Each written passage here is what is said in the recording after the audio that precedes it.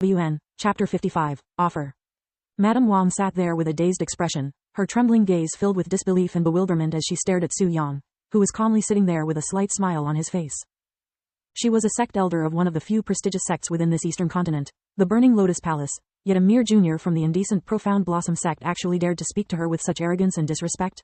She had never faced such a situation before, hence her perplexion. However, as much as she wanted to flip the table and slap Su Yang in the face, there was something in her that silently told her to calm down and not act so recklessly, so she closed her eyes and took a deep breath to recollect herself. She didn't want to admit defeat, much less to a junior, but the 3 dozens of monster cores on the table greatly helped her calm down.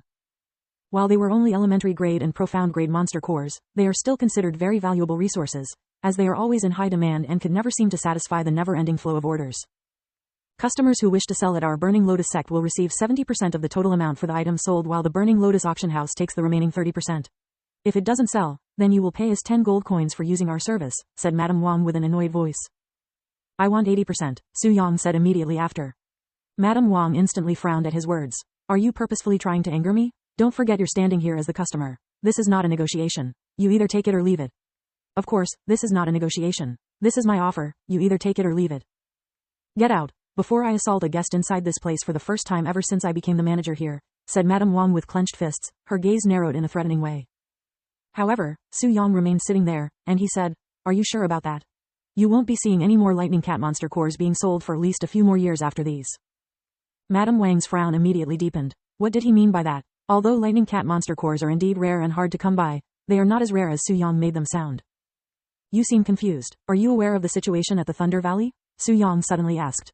The Thunder Valley? Madame Wang recalled how there has been an abnormally large amount of lightning cats appearing within the Thunder Valley for the past week.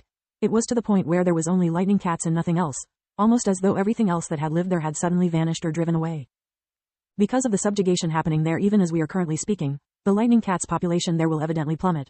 They might even get hunted to the point of extinction. What do you think will happen once that happens? Madame Wang's eyes widened upon realizing where Su Yang was trying to get at. However, before she could even open her mouth to speak, Su Yang continued.